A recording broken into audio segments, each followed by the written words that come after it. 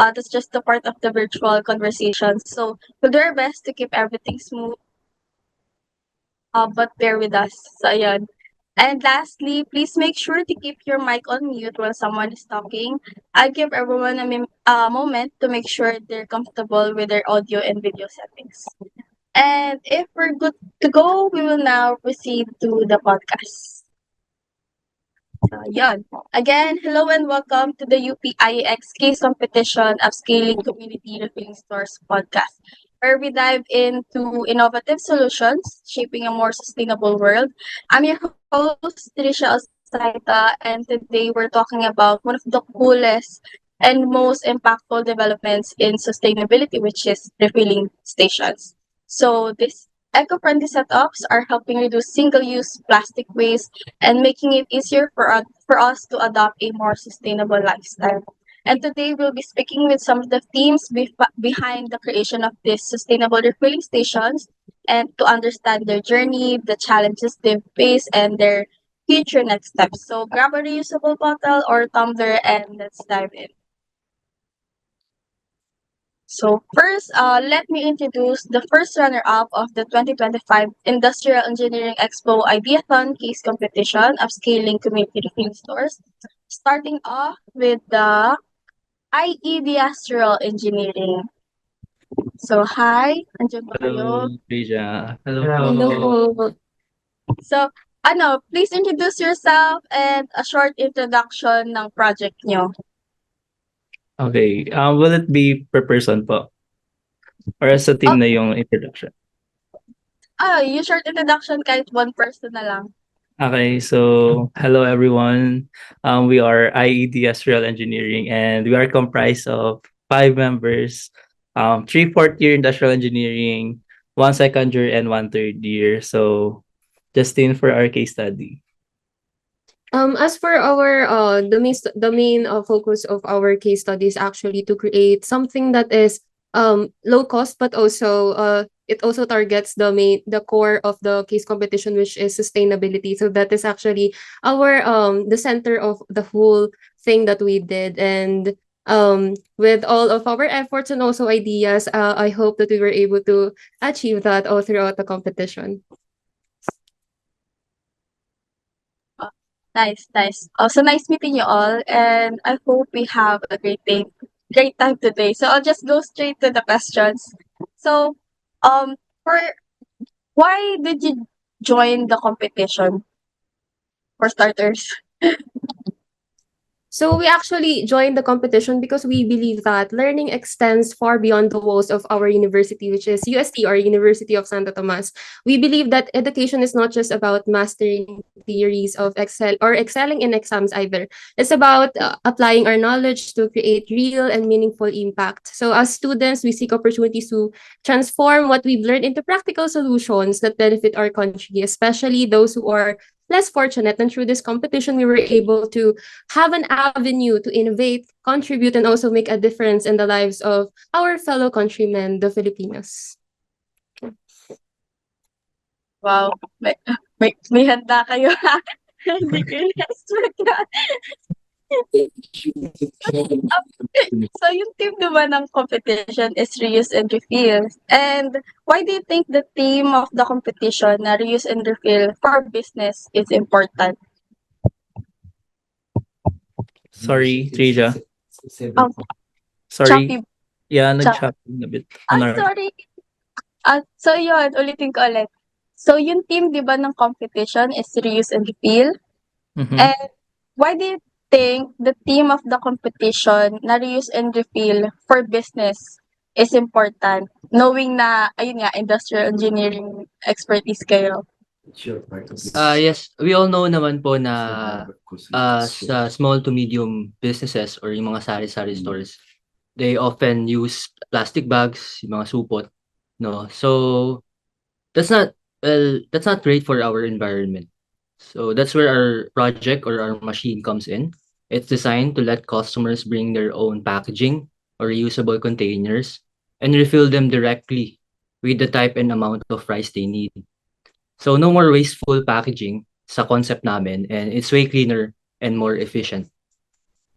And to add with that po, since sa IE we do have like things like ergonomics and also safety, we really and also quality control. So the fact that the main one of the main problem is like having the compromised quality of the products, since the manual processes of scooping and lifting and everything really affects the quality of the rice. So we did our best to give a proper and enough solution to resolve these problems, and I hope na we did great naman in giving solutions.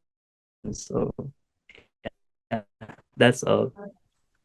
So, ano kaya yung main focus nung team niyo? Like, yung main goals na ito yung dapat na ma-reach namin, when conceptualizing. All right. So, our team po focus like during conceptualization po, for Sakto, for us kasi parang ang hirap create a study or propose a solution without data. So, ang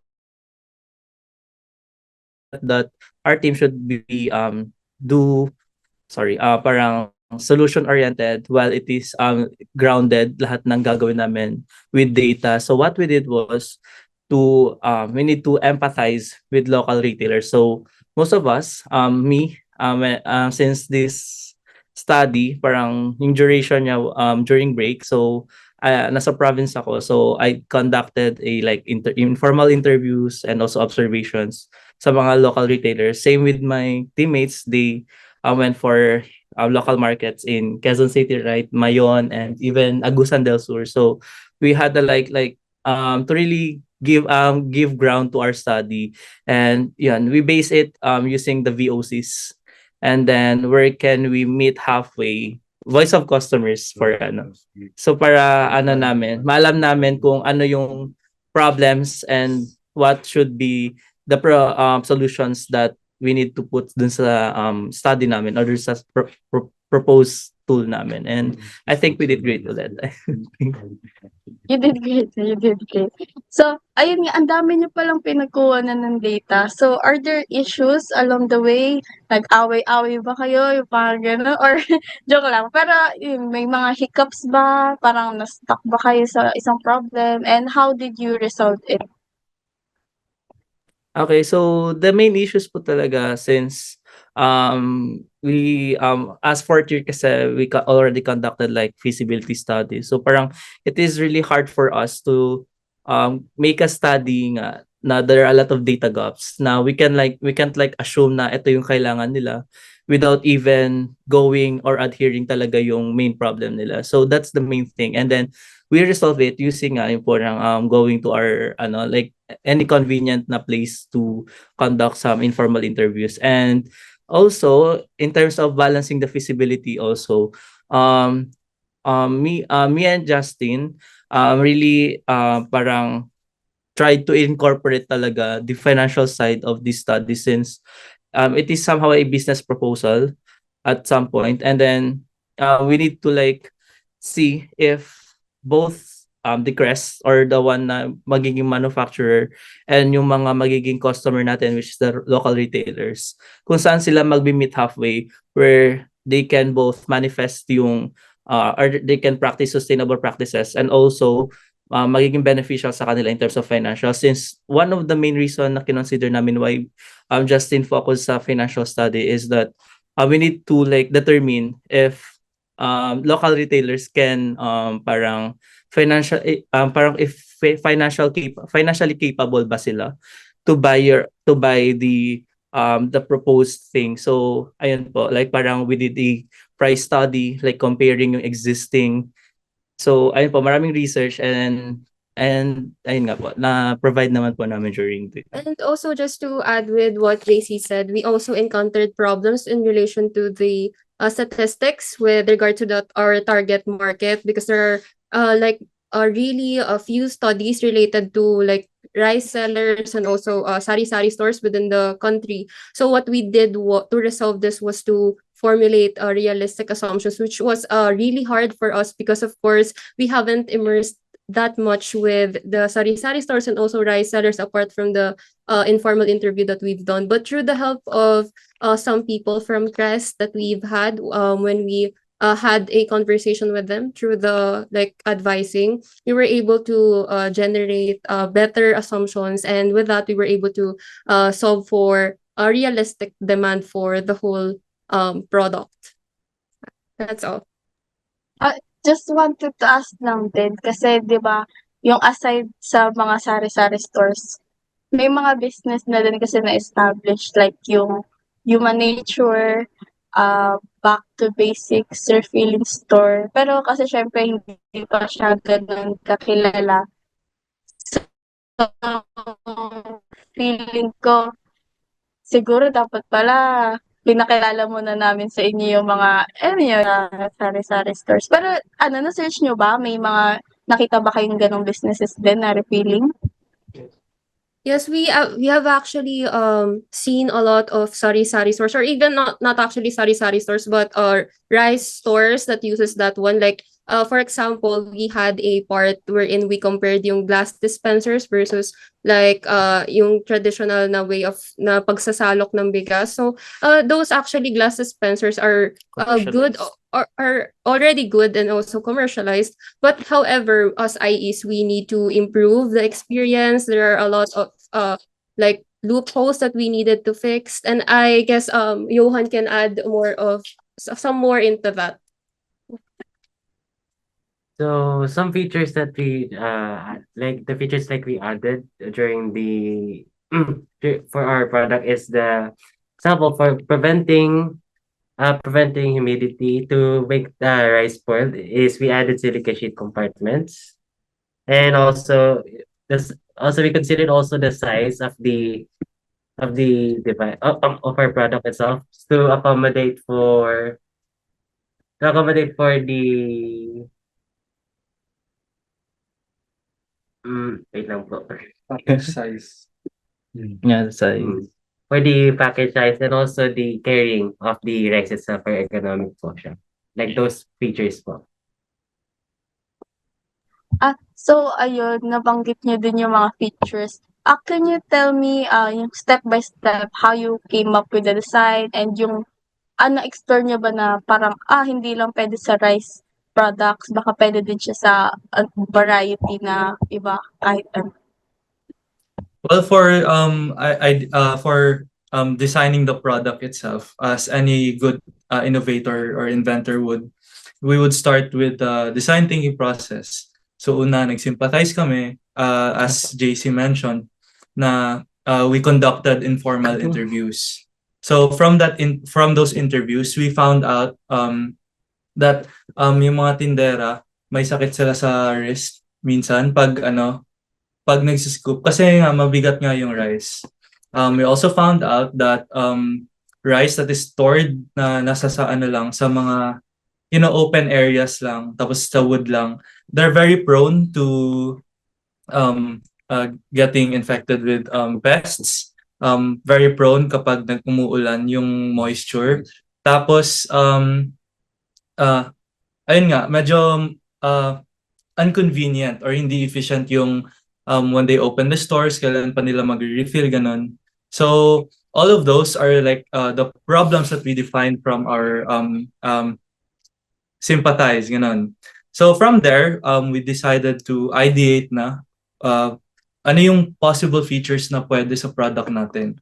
So since mga MSMEs nga yung namin, we focused more on not being electronic kasi we know that it's one factor na madi-discourage yung mga sari-sari store vendors. Kasi ay magbabayad pa kami ng kuryente dito, ganun. Tapos most of them din di-discourage kasi hindi pa sila masyado tech. So we really leaned more on trying to innovate or try to think of a mechanism where pwedeng gawing automatic yung sa scoop ng kunwari, ipapress nila yung 1/4 kilograms, automatic na 1/4 kilograms yung madi-dispense nun. So we thought of, first of all, yung parang hook system, tapos yung hooks pa ganun, tapos may stopper pag dadating ng 1/4, ganun. Pero naisip namin hindi siya applicable sa lahat ng mga bags. So instead we uh, thought of yung pressure plate na lang. So yung pressure plate tapos may may connection din doon, may stopper, ganun. So yun yung isang feature ng namin. Tapos next is to address yung moisture, yung moisture problem kasi pag nagmo-moist yung rice, mababa na yung shelf life niya. So for that kasi we looked up the web kung may similar products pa. And yes, there are some similar products pero hindi nila masyado na-address na yung moisture problem. So although may mga airtight din, pero kapag may moisture na din yung rice itself, mas mababa pa rin yung shelf life niya. So nag-isip kami, ano ba yung pwede na mag-absorb ng moisture? So yung isa, silica, di ba? Yung mga nakikita niyo sa sapatos or sa yung parang tiny beads, ganun. Oo. Pero naisip namin, silica is very toxic. Ayun, poisonous pala to when you eat it, 'di ba? So kung beads siya, may possibility na papasok siya sa rice and masasali siya sa pagkain. So instead, we thought of paano kung sheet na lang para mas safe ganun. I think na-mention na din ni Johan yung yung other features. So yun lang po for me. Tapos yung variety pala.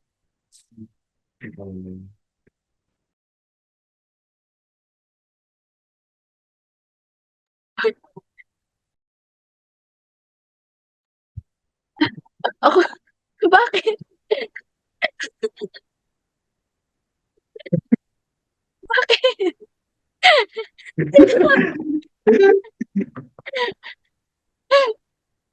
Ay, serious na. Okay. So, ayun. Ba't kasi tumatawa? Hindi naman serious yun, Ate Rin. Nag-gap session. Okay lang. Podcast naman kasi to. Yaji na siya.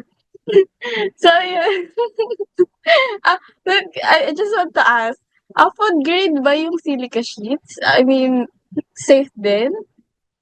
Siya isama? Safe siyang isama po kasi there are products na po na that does that na the silicone sheets na po product na po siya na ginagamit na rin po siya sa mga foods na pang-preserve po. Okay.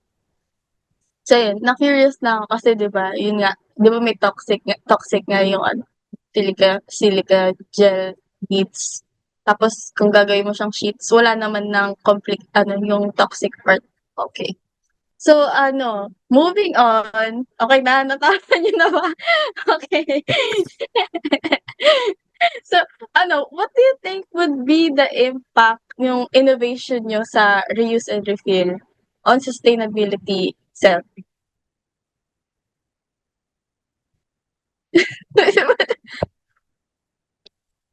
Go. Impact ng Sorry, Trija, can you repeat the question na lang? Sige. What do you think would be the impact of your innovation in reuse and refill or sustainability itself? So, siguro we'll just reiterate na lang what we've said pero like more clearer na lang siguro. Since mention na parang we want to omit na talaga yung single-use practice. So, our product, hindi naman siya like to flag lang. Hindi siya na parang directly na parang yung product namin ma-omit na yun. But we are trying to create a culture in which there is no use of single-use plastics rather than yun nga, parang kakaroon ng culture for mga consumers na parang to use their own eco bags and stuff like that. And in terms of refill naman po, I think the impact of this is one in terms of sa mga customers which are the retailers, eliminate yung manual processes nila. And with that, yung manual processes nila, masasolve yung problems in terms of like product quantity and also yung sa shelving of course, everyday nililipat yung sako tapos exposed yung mga rice sa mga contaminants, potential contaminants or other foreign objects. And also, it will be beneficial in their health also na parang to omit din the redundancy like everyday tasks of like displaying their what could I say, the rice itself na parang nililipat sa shelf for pag nag-open ng store and then ibabalik ulit kung saan yung storage room. So those impacts like in terms of quality, product quality, reducing of like MSDs or musculoskeletal diseases that can like endured by the customers, and also yung culture na we want to start with this proposal. And also, besides what JC said, our product is actually made out of recycled PET bottles. So I think besides the solutions that can be solved, as mentioned by JC, I think we're also collaborating with like different NGOs when it comes to like recycling and also repurposing recycled PET bottles with which we know that are very harmful to our environment. So yeah. Gusto ko mag-yap. So, baka si Sir sa likod, si Mr. sa likod. Medyo short lang naman, pero I think my impact din when it comes to setting a model for other design innovators or inventors. I mean, this our product paves the way. Ganun. Yeah. So it will start yung parang trend na ganun. So hopefully, and with our product and with our ideas, some people will also be encouraged to make more of these. Yung parang hindi lang na-focus to mass production, ganun. More on yung mga sa mga MSMEs kasi kasali din yun sila. Kahit maliit lang yun, I think malaki yung impact na Cumulatively, you know. Yeah, cumulatively. So yun lang. So, nabanggit nyo, you must pave the way for the future innovators. Any advice for the future innovators and yung next steps nyo? For me, for our group na lang siguro, to advise is that as what Sir Jimbo mentioned during the talk, we need to empathize to know what are the pain points of our target market. So, for the people na merong talaga, my heart when it comes to sustainability practices and want to have like initiatives like this, you need first to empathize with the people. And I think with those information through your empathizing phase, dun grounded yung study mo, and it will flourish talaga. Kasi a study will not flourish if it's not grounded with the directly from customers or sa consumers mo. So I think Justin, may add ka pa ba or wala na? Just to add with what JC said, I think the greatest advice that we can give to future innovators is to not be afraid to like ideate. Like everything is like with the resources that we have right now, I think everything is doable and also possible. So we should not be hindered by like limitations that we like know at the moment. I think there will always be a way to like actualize any idea that we have as long as we believe that it will be possible and it is for actually the good of like other people, most especially other Filipinos who are unfortunate. And I think Okay na yun. okay na. Ayun. I think that's all on our end. Pero ayun, like for last na lang siguro, add na lang. Like make it make sense. Make your idea make sense. And always target the common ground or the gray area in which you can benefit both your target market and also yung manufacturing side. So kaya nga sabi sa tagline namin, sakto, solusyong sakto sa pangangailangan mo. Yes. Wow. Sabay-sabay kayo dun ah. So, yung other two, baka may gusto po sabihin. Airtime, guys. Airtime. Okay na po yun. Okay na po yung mga sinabi nila. Yun na din po, dito sabihin ko rin. Sige. If you want to plug your social media accounts, this is the time to also invite them if you have future activities or projects. Malay nyo, di ba? Meron ba? Sige. We would like to take this chance to invite if there are any Tomasians or future Tomasians watching here. We are inviting you to join the Operations User Society of the Philippines USC chapter. We do a lot of review sessions in terms of like hard industrial engineering subjects, and for sure you will be able to learn a lot from us, and also we'll be able to help you with in terms of your academics and provide you with the best campus life. Yeah. I would also like to add, plug in na lang.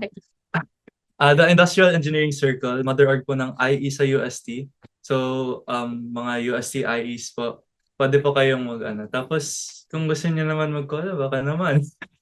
Collab, yeah. Yeah. Collab, yes. Okay. Yun lang. Ayan. Thank you. Thank you. That's all po.